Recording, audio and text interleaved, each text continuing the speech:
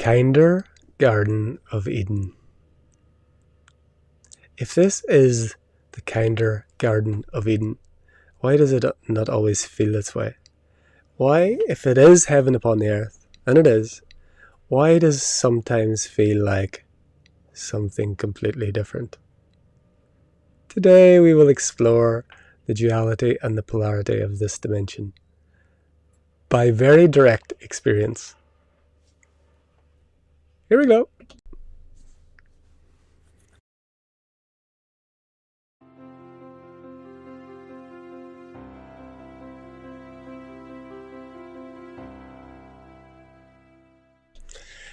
Namaste and welcome everyone. This is day number 250 of 365, A Life of Bliss 365, one quote every day from the book A Life of Bliss, the Living Transmission. Channel through this one from our dear non-physical friends and teachers AnandA, here to assist us humanity in remembering who we are and why we are here. And today is one of those days where it's so funny and not so funny at the same time, is when the kinder Garden of Eden. It's an amazing quote from the book, and I've been having a pretty good day, but I always, if you've been following me, I like to keep it real. Like the day has been good, but literally this is the third day in a row we have been late. Just before this call, we just had a massive challenge, and I talked about it in a video. If you didn't see the video about triggers and why do we experience these extreme polarities, watch that. This one needs to go watch it again. But it's amazing when we call into being what it is we are and who we are and where we want to live. The law of opposites states that we must call into being the opposite, the exact, precise and absolute opposite of that which we have called into being must appear, so that we can know ourselves, so that we can experience ourselves as this. And so literally right before this call, I just had a huge challenge with my son, and it's crazy. And then I come here and see kinder Garden of Eden. So just invite, again, just to be fully transparent, to be fully open. Most days I come on here and I'm just literally in the state of bliss. Today, it's going to take a little bit of work to come back to there, because literally the timing was, it's 10 minutes late because of it. And so I always just want to be authentic. I want to be real. I want to share how it is. I don't sugarcoat. I don't pretend. I share exactly how it is. And because I'm showing up every day, but there's been very few, truthfully, there has been very, very few of these 250 days that have been challenging. If I looked at them all, there's been challenges, but on the whole, it's been how it is, it appears. But today, so just to share that, to know that if you're going through challenges, if you have these ups and downs and sometimes wild swings, to know that it is the nature of this relative reality. It is not our true human nature. It is not our true being, but it is our experience in this dimension. It is our experience for a lot of us, for this shift of remembering. And knowing this law of opposites is important. So, because whenever you affirm something, you say, I am something. Because there's an infinite field of potential, because nothing truly exists, when you call something out of the nothing into being, for that something to be the something that it is, it has to exist in a field contrasting that. Because the infinite field is just the infinite field. It has no qualities. It's just infinite potential. So we draw from the field of infinite potential, kinder Garden of Eden. I am whatever. I am wealthy. I am healthy. I am happy. I am truth. I am whatever it is. We call it into being. For that to be experienced by the being, the opposite of that has to create a contextual field, a contrasting field, to make that I am, insert blank, experienceable. Because what we are cannot be experienced in this dimension in the absence of that which we are not. Conversations with God explains this very well. And when we expand in our awareness, our knowing that something exists, which is a contrast to something that we're choosing to experience, is enough. We don't need to always experience it directly.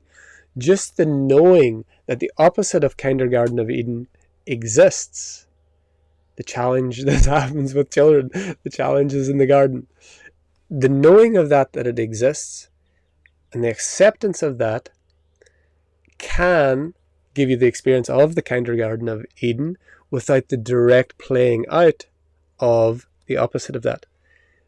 But what happens for most of us, and it still happens for this one, is that we dive into that contextual field and push against it. So I am, insert blank, opposite of it appears. Okay, I've got it wrong. What am I doing wrong? I've said I'm this.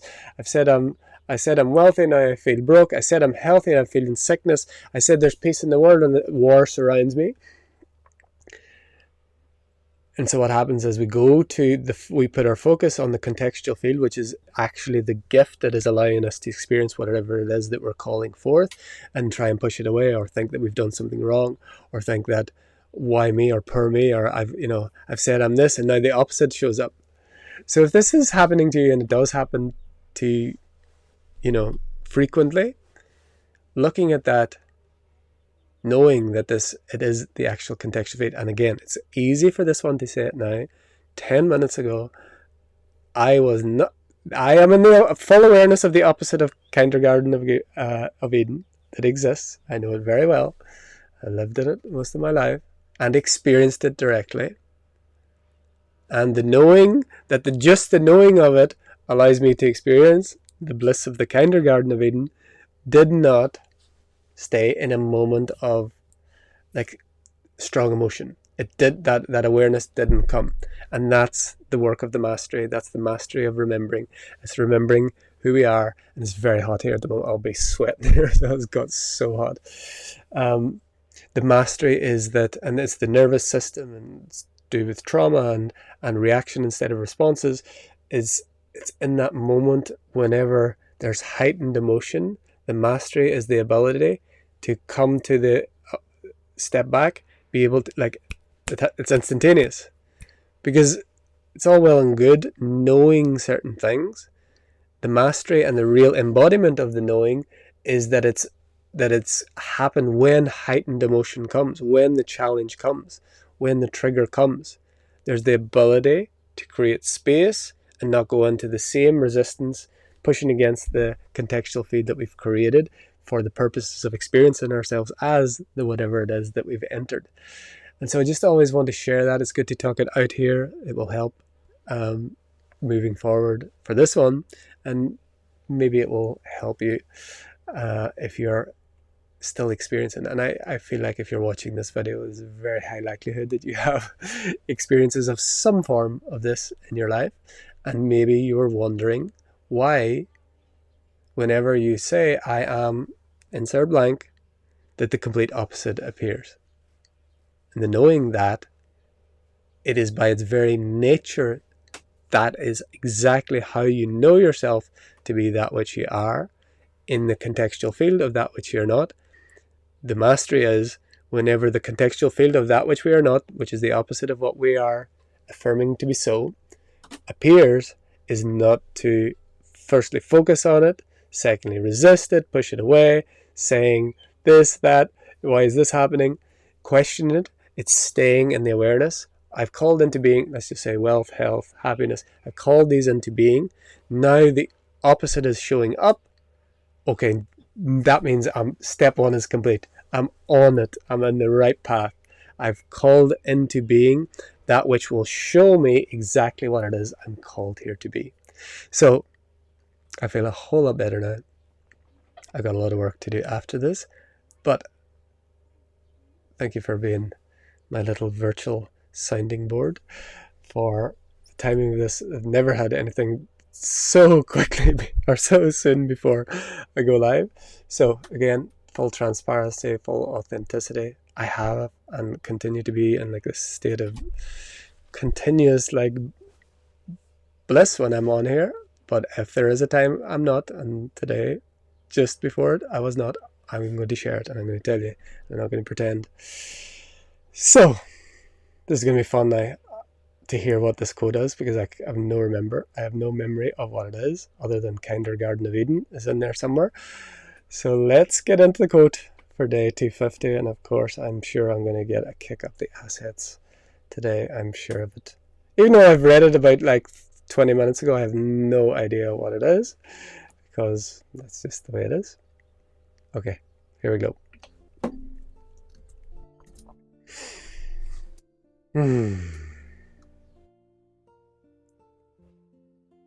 You are here to be a blooming one in the garden, for this truly is a Garden of Eden.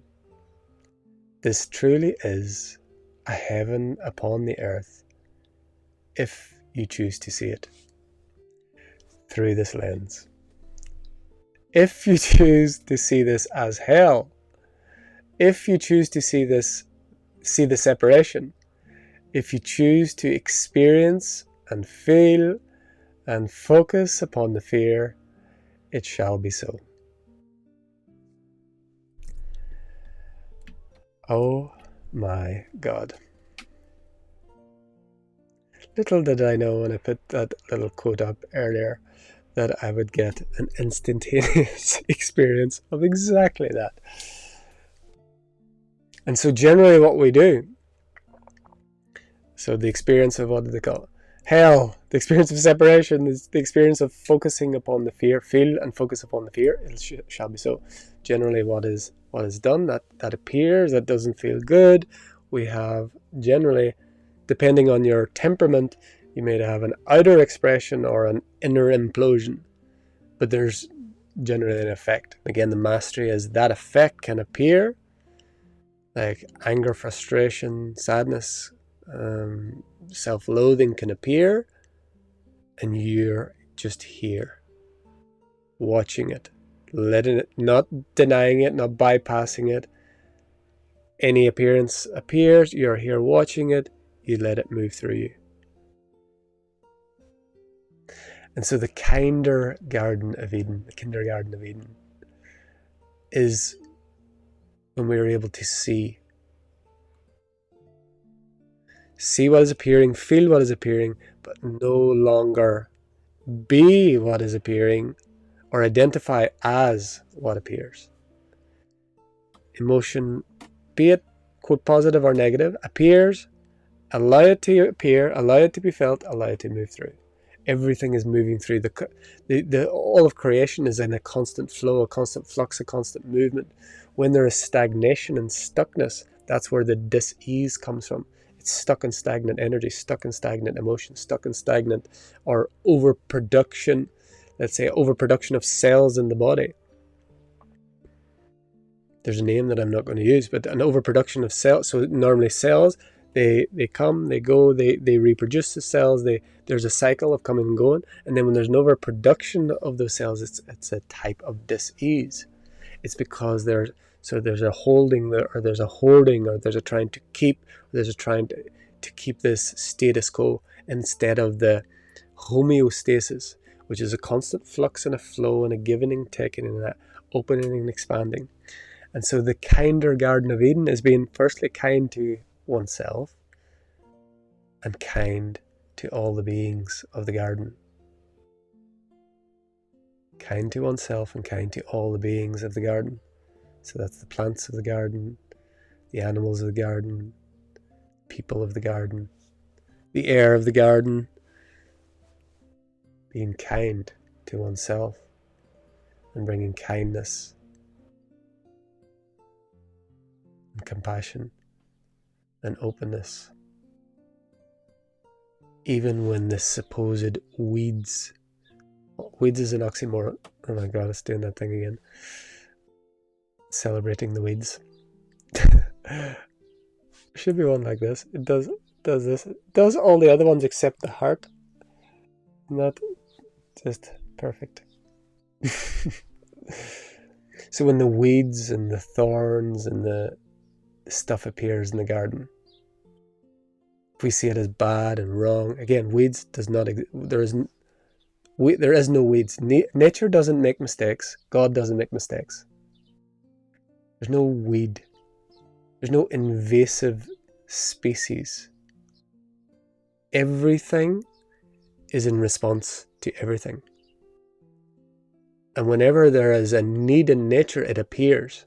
And just because the little Hugh people don't get it, don't know, and want it a certain way, they call it a weed. They call it an invasive species. They call it the neighbors that I don't like.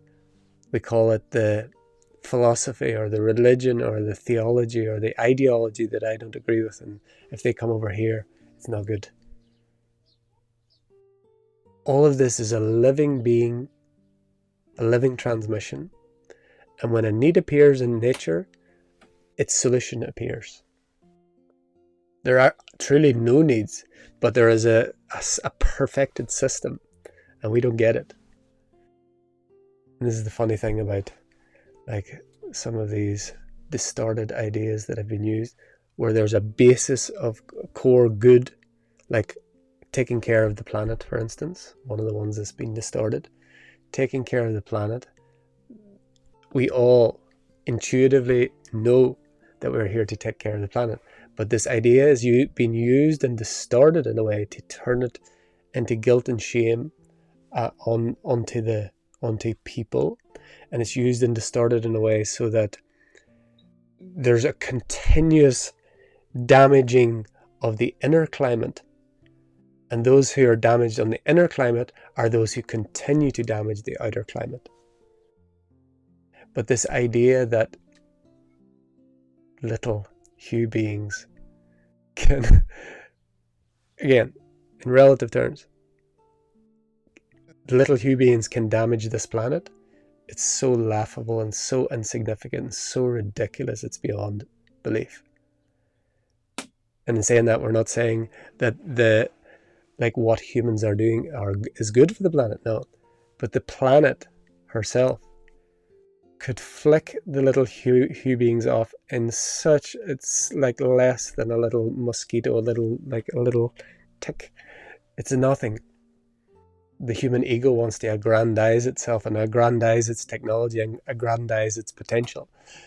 The spiritual ego, the human ego, thinks that it's beyond its environment, of which it's a part.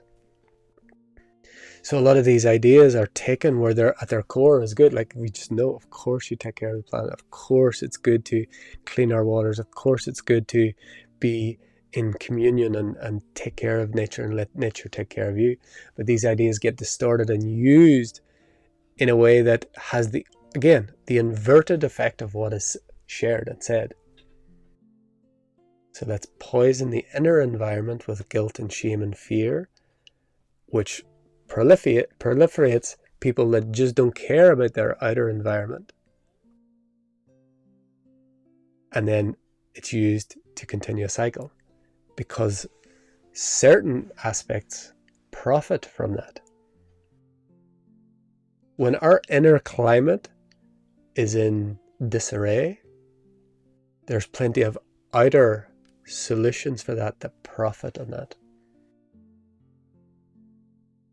So the kinder Garden of Eden starts within, as everything starts within. Being kinder to ourselves, being kind to that which appears in our Garden of Eden. So it's all the animals, it's all the plants, it's all the environment, it's the water, it's the air. And become like the little children again. Those that are here to teach us. Just like the one that was teaching me before this. That I'll have to go back to get the lesson again after this. So, this is the contemplation for day 250. And as always, we're invited to drop absolutely everything. We drop the music. We drop all of the contemplation, all the words that's been shared, all ideas of past. We drop all ideas or projections of future. We drop all ideas of who you are, what any of this is. We just let go, let go, let go. and allow what is to be what is as what is.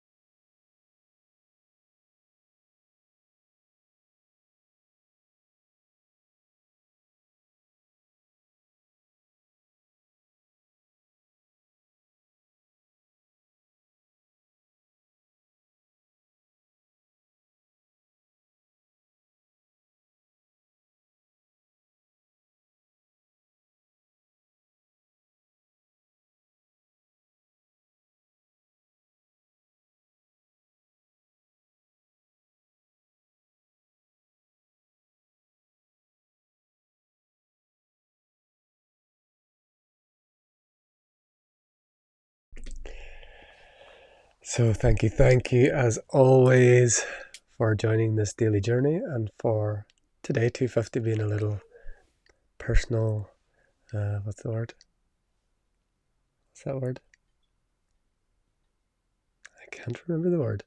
When you share your problems and blah, blah, blah. My little personal therapy session. Yes, for being my little public personal therapy session witness.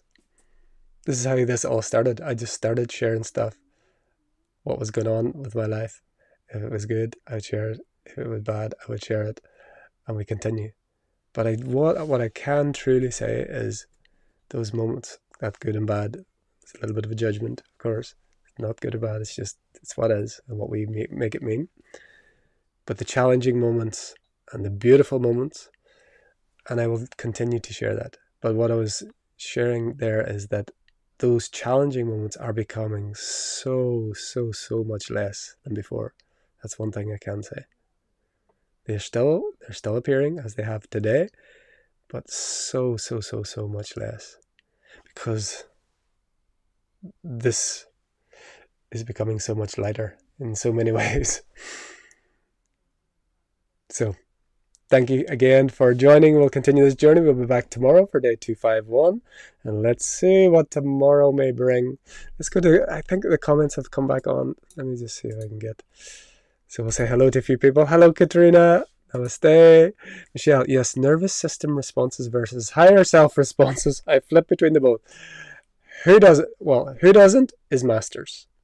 Everyone else, I feel that's where we are. Michelle, being kind to ourselves, yes, absolutely. And Katrina, the challenge of nurturing a wild garden. OMG. Yes, and yes to that. So, all the quotes coming from the book, Life of Bliss, the Living Transmission. We'll continue this journey every day with you. Thank you. If you are enjoying and getting value from these transmissions and you are watching them and feeling them, I invite you to please like, comment, subscribe, share on your social media, share with those who have eyes to see and ears to hear and hearts to feel. And until next time, from my heart to yours, the divine in me sees, loves and honors the divine in you. Namaste. We are